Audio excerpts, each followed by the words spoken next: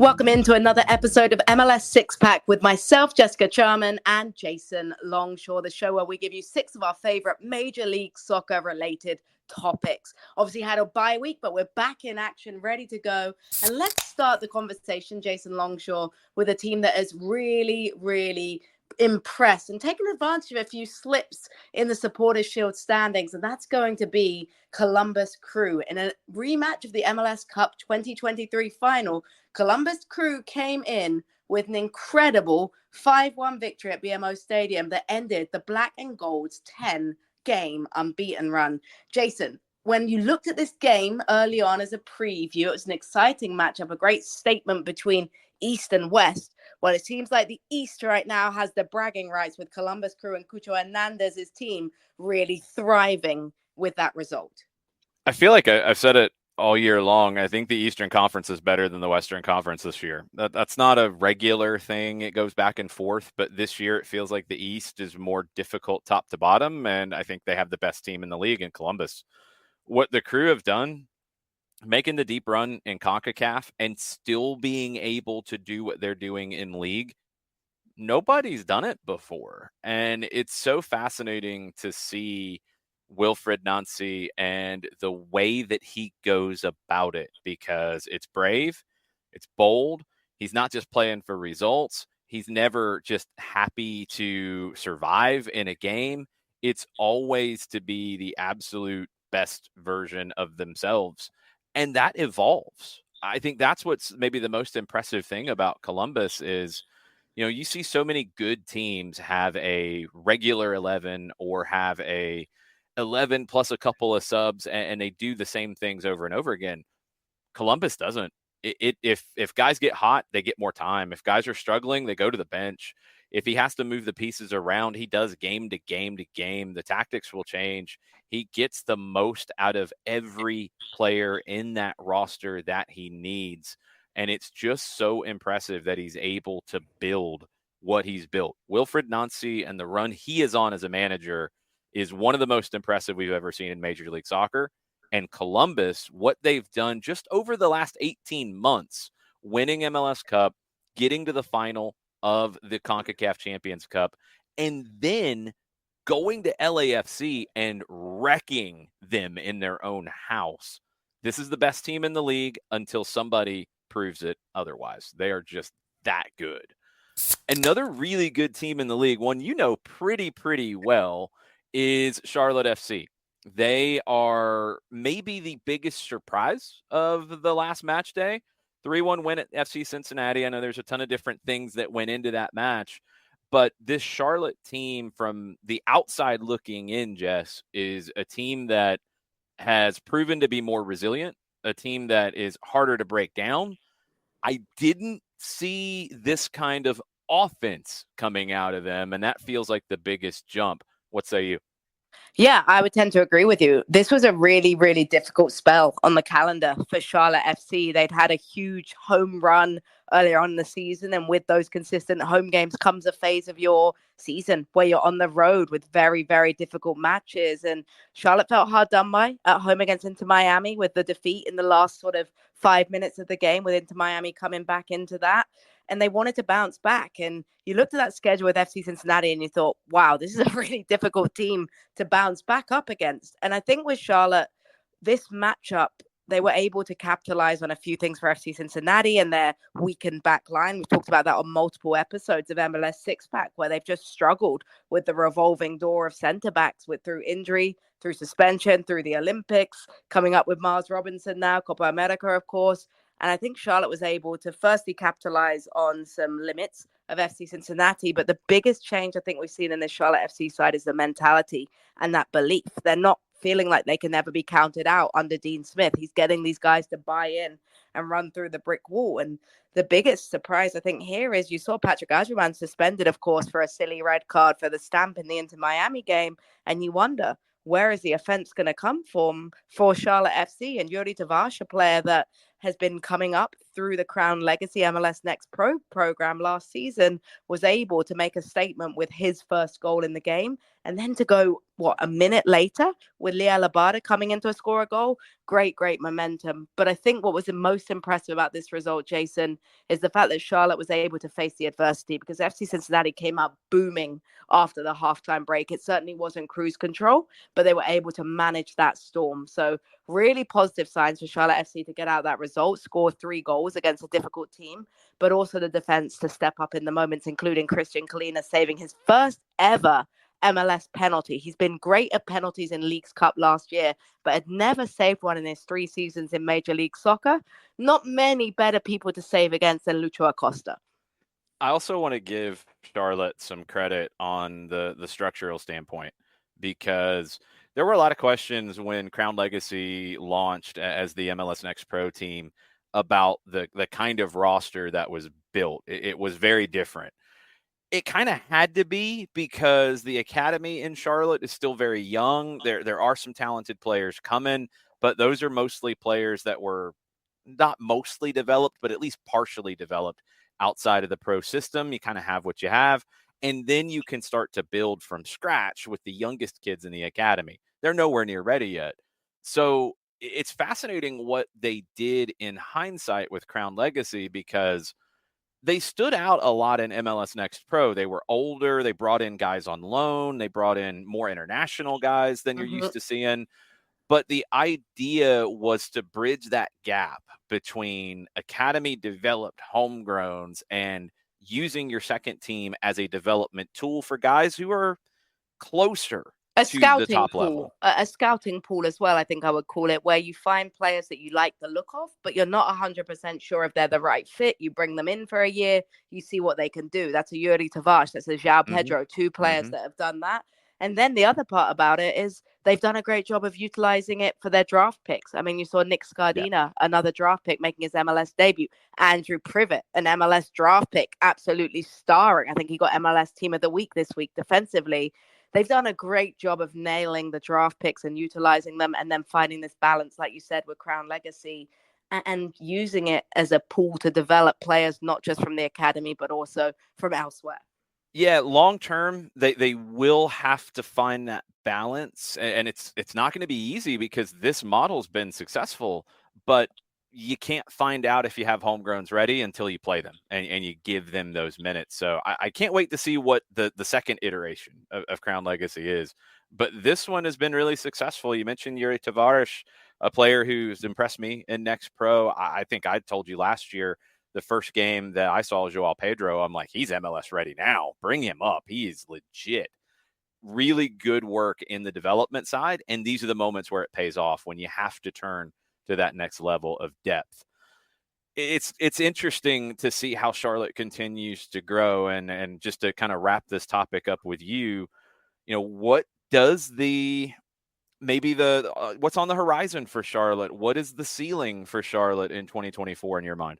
Yeah, I think this transfer window is really important for Charlotte FC, because we've mentioned still the fact that the offense needs reinforcements. There's good fringe players. There's a little bit of depth, but they're still missing that creative number 10 consistently. It's been a ever evolving door. Ashley Westwood, obviously, with a hat trick of assists, but he's not a number 10, and he'll be the first to tell you that. So depending on how the transfer window goes, obviously Karol Swiderski's coming back into the mix. Once that transfer window opens, that's going to be huge. Ask me that question again after they play Columbus Crew tomorrow, and we might have a better answer for you. A team, though, that is going to have some question marks about it right now, as Columbus Crew went up the power rankings. A team that maybe is wondering, do they need to slide down the power rankings, is Inter Miami, a game that we both had our eyes very much glued to. Jason Longshore was the Copa America final between Colombia and Argentina. And Lionel Messi's ankle did not look very pretty as he came off the bench. Heartbreaking scenes with him crying on the bench after that awful looking chase down non-contact injury occurred. What is your thinking right now about Lionel Messi? And I will say congratulations on a successful double this weekend, with Spain and Argentina crowned champions of their regions. I wasn't going to say anything about that, but yeah, it was. I said it through gritted teeth. I know, I could tell. Look, I think in that sense of it, the 2 best teams of the summer won their tournaments, and it's not often that happens. How many times in tournaments do we talk about somebody other than the winner as the best team or the most exciting team or the team that captured the imagination? England and Colombia were both very, very good. I don't think England got enough credit for the run that they went on. Could it have been more expansive at times? Yeah, but they got to another final. And, Gareth Southgate, I think, maybe got tired of dealing with everything and has decided to leave. I can't wait to see what's next on the England side of things. Colombia's put themselves into the favorite conversation, or at least the secondary favorite conversation as we start to look ahead to 2026. So amazing summer of soccer across the board, and the finalissima between Spain and Argentina will be a really, really fun match. But back to Messi, back to Miami. I was talking about this during the Atlanta Soccer Tonight show, which turned into a watch along essentially because I the was game started wondering so how you late. handled that one, Jason. It was a late night, wasn't it? That was one of the most insane things I've ever seen on the TV. The climbing in through the vents was creative and dangerous. And the dealings of just opening the gates and not checking people's tickets. And I've seen too many videos of people that have spent $1,200, $1,300 on a ticket that ended up not even being allowed in the stadium. Such a shame that this is what people are associating US soccer's ability to host, and 2026 shouldn't look anything like this if the people making the decisions are different than the federation that had the choice on staffing on the Copa America. Yeah, CONMEBOL was in charge of the Copa America, and they've tried to deflect the blame from all of this. And some people might fall for it, but it's literally like pointing at something else to say, "Oh, it's over there," and then turning your head and running in the other direction. That's basically how CONMEBOL's handling this.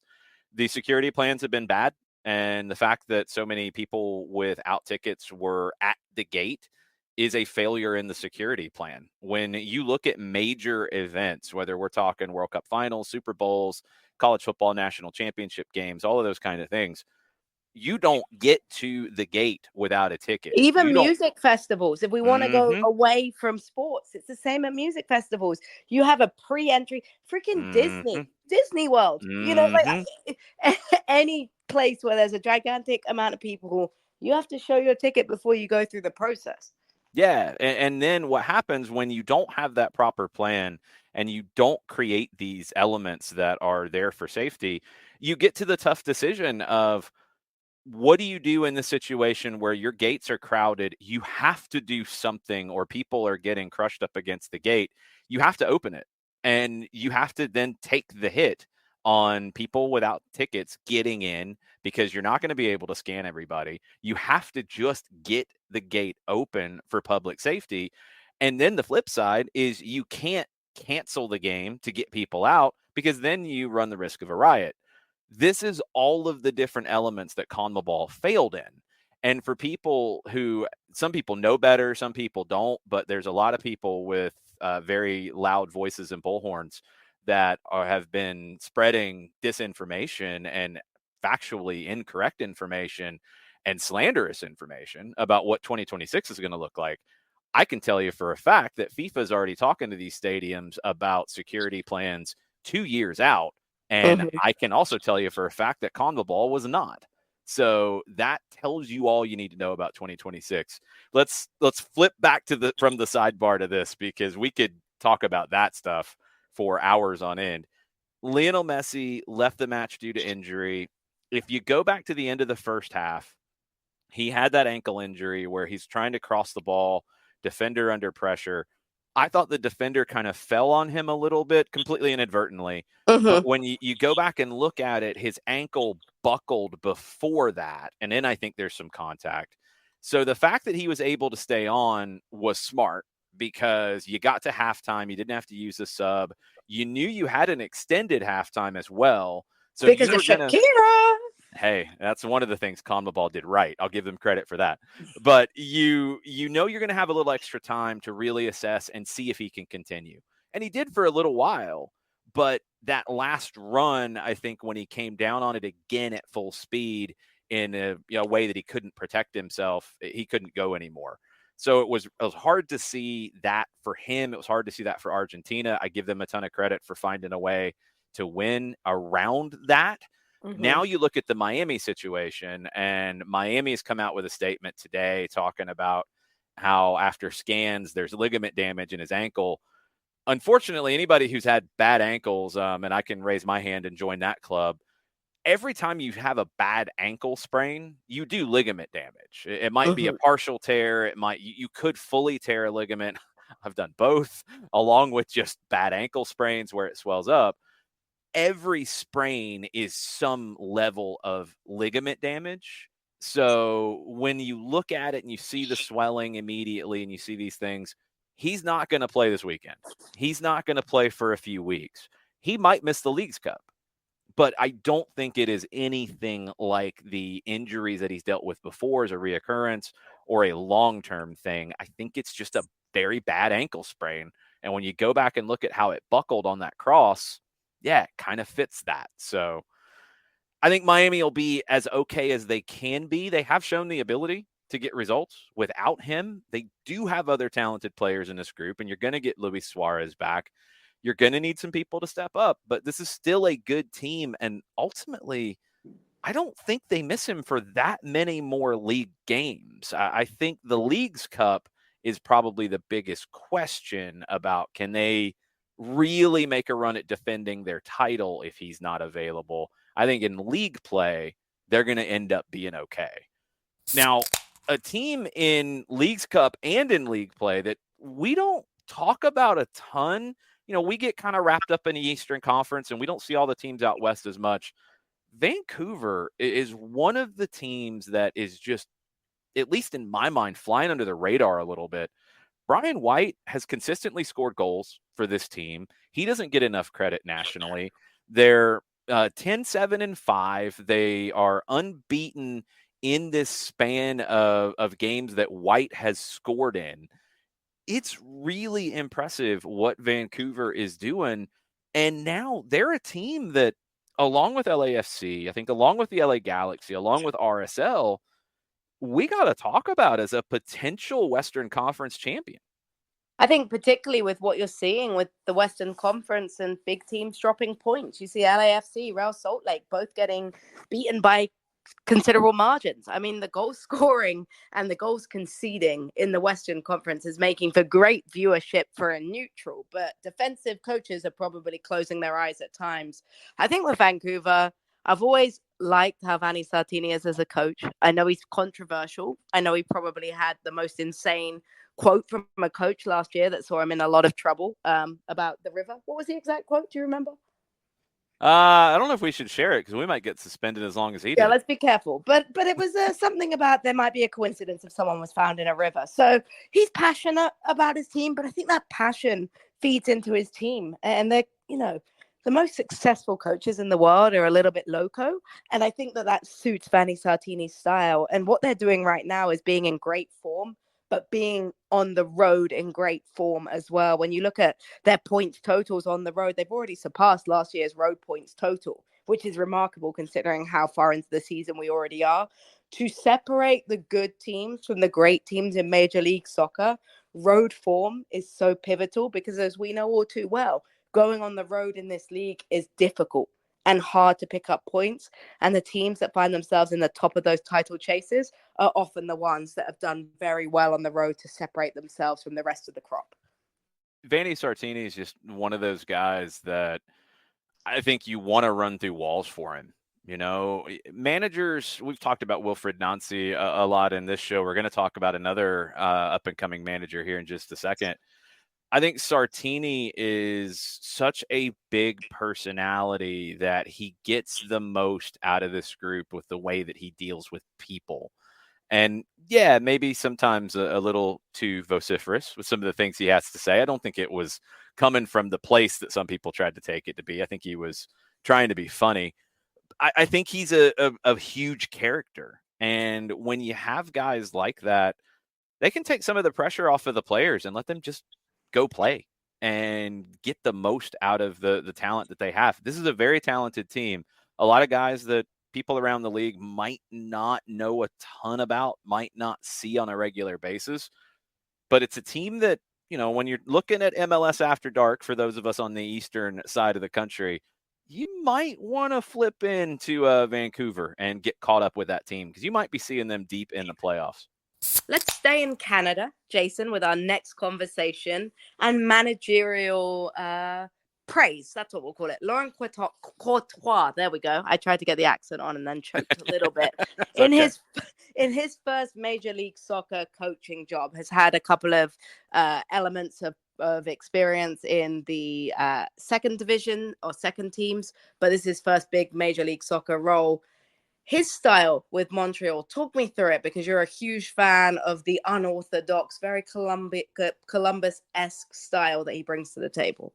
Yeah, to a degree. It's so interesting, and these are the things that I love that we can get into on the Six Pack that are different. You know, again, Montreal's a team that not many people are going to be talking a ton about. Their record's not great this year, and I think that's something where they're going to need to invest a little bit more in terms of talent. But Courtois is such an interesting manager with the things he's doing. We saw them in preseason, and I called that match. It was a 30-minute period match. Called it solo on a Wednesday. That was a long day, but it was a really interesting one to call because of the things he was trying to do, playing a super high line, asking Jonathan Sirois to do the sweeper keeper deal. All of the things they were doing with that structure. Now to see them just after midseason and in their house where they're in control and they feel comfortable, some of the things that this team did, I don't remember ever seeing from other teams. I think it potentially takes what Wilfried Nancy has done and I don't know, adds gasoline to it. It's so crazy. Some of the build-up phases, watching this group, they played in. I'm always reluctant to put formational names on things because it always moves around. A 3-4-2-1. So they're in three center backs, but they didn't always look that way, and the guys didn't always stay in the positions you would think that they would, especially the left wing back, Raheem Edwards. He kept tucking inside.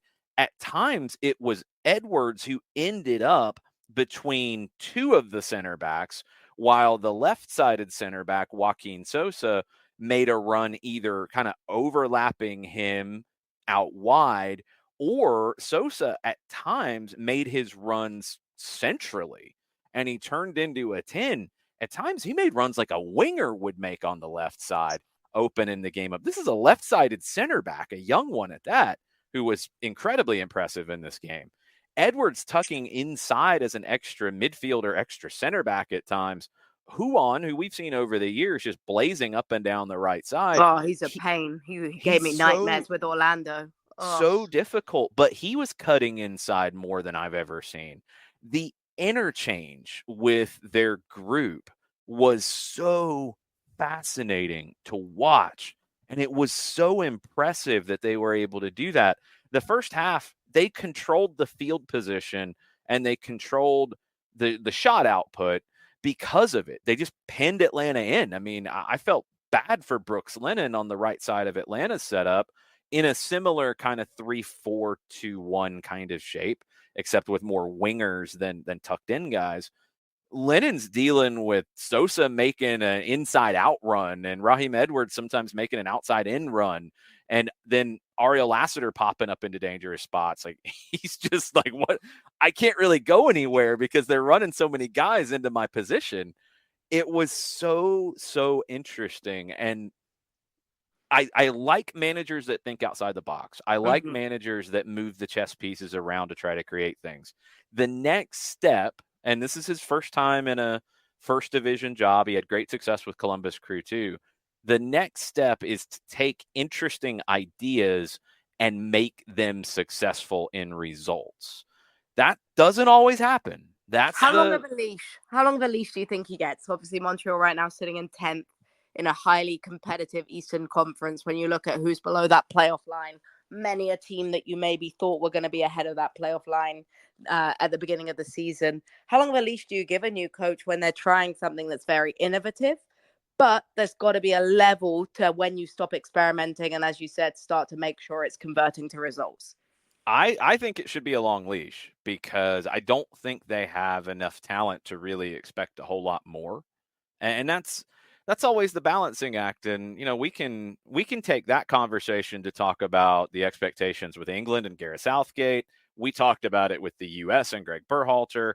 I think Montreal's the same thing.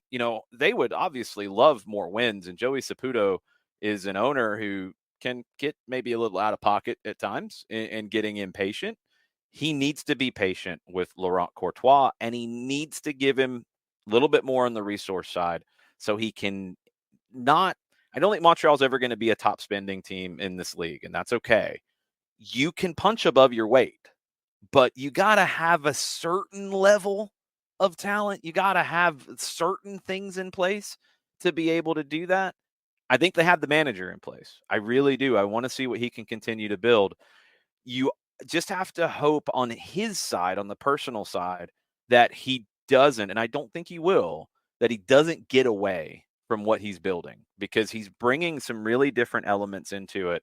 And when you have players who are, I think, soaking this stuff up and putting it into practice, you've got the locker room. You've got the guys behind you. They believe in it and they're executing it pretty well. You got to win. You got the win in this match with some of these very interesting tactics.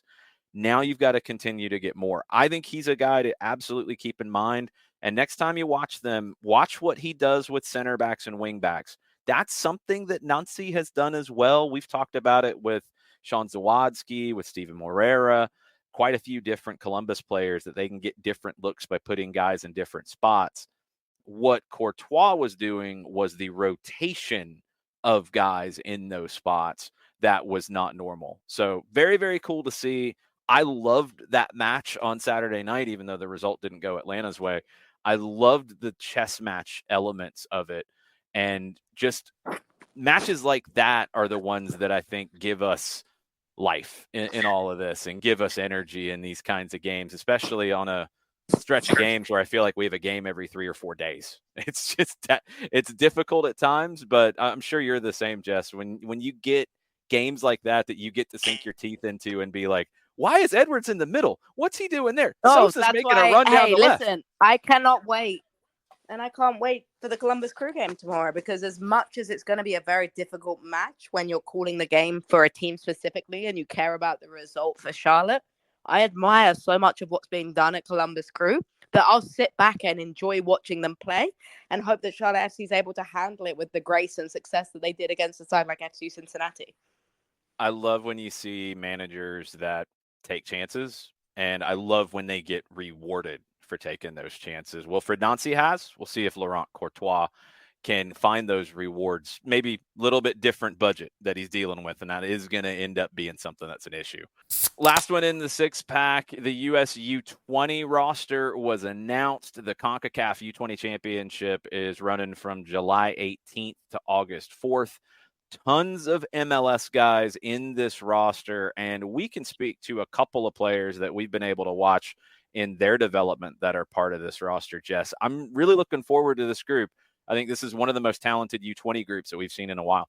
And how important youth soccer is in terms of predictions of success. When you look at Spain, when you look at England and what they've done in the youth levels, that's why they're where they are in terms of their first team, because they've cultivated these young players through their bridges. So hopefully this is a sign of what's to come for the US men's national team. You mentioned players that we're familiar with. Nefasha Berkemes is a player that's turned a lot of heads from the Charlotte FC Academy. He actually made his Charlotte FC debut earlier on this season. Hasn't found himself in and around the first team as much with the squad depth that's growing, but it's still a player that I think has so much to prove and plays wise beyond his years. You remember him scoring plenty of goals for the US U17s already, 5 goals in their last competition. And he does his trademark backflip afterwards, which is always a little nerve-wracking, but just 16 years old to have this call up right now to be playing in this tournament is such a huge testament to what Charlotte FC is doing. We talked a little earlier about their academy products. This is a great sign of academy product that's going through the system, through Crown Legacy and into Major League Soccer already. Yeah, and on the Atlanta side, Noah Cobb in this team, a guy who has maybe played more minutes than we thought he might coming into this year, although the club's always been high on him. I think coming into this year, he was seen as a little bit of the swing guy between Atlanta United 2 and the first team, not playing as much as he has. And injuries have created that situation. And he's absolutely risen to it. It's been really cool to see Noah, a player that I saw debut with Atlanta United 2 at 15, to see him not just be a guy on the field, but be a guy that you take notice of, be a guy that is stepping up as a leader, becoming more vocal, all of these certain elements. It's really, really cool to see these kinds of guys break through. Nimfasha, Noah, all the other guys in this roster, to the point that you have competition inside of these squads, and it's not easy to pick whether we're talking the U17s, the U20s, the Olympic team, which we'll talk about more next week. You know, you've got competition for spots now, and that's something that we haven't always had in this country. And the big reason why we have more competition now is the academy development around MLS, and these guys in the U20 team, not just in youth teams, but impacting first teams around the league right now. It's really cool to see.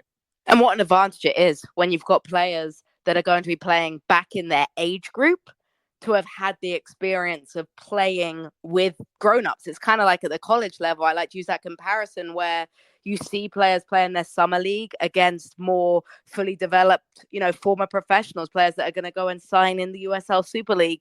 But then they go back to their college teams and all of a sudden they're prepped at a different level. I think we're seeing a lot of that in the US men's national team now, with the fact that you have full professionals playing in Major League Soccer week after week, developing, being tested, that can then almost go into these international competitions, which sounds kind of almost ironic, but can go out there and have fun because it's not quite the level perhaps that they see week in, week out with their first teams.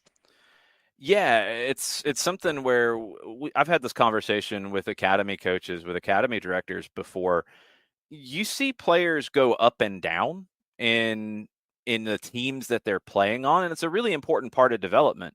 Ashton Gordon, who is part of the Jamaican U20 national team in this tournament, going to be on an Atlanta United first team deal next year. He's on an Atlanta United 2 deal this year. He has spent time with the first team. He was on the last long road trip in Foxborough and in Salt Lake in case he was needed to be called up as a short-term call-up. He has spent time with Atlanta United 2, obviously, played on the weekend. And he's also spent time with the U17s from Atlanta United in MLS Next, because he's almost a different person in each one. Because when he's in the twos, he's a first-year professional expected to create things and do things. But there's an understanding like, hey, he's still finding his way here.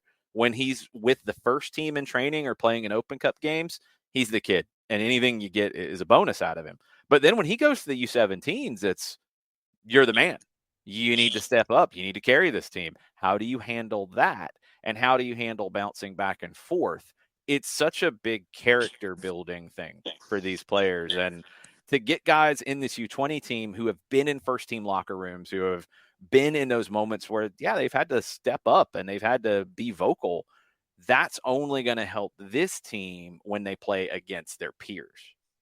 So the Euros and Copa America may be over, but as we've mentioned here, plenty of soccer still to be enjoyed between the Olympics, the CONCACAF qualifiers, and of course, our beloved Major League Soccer.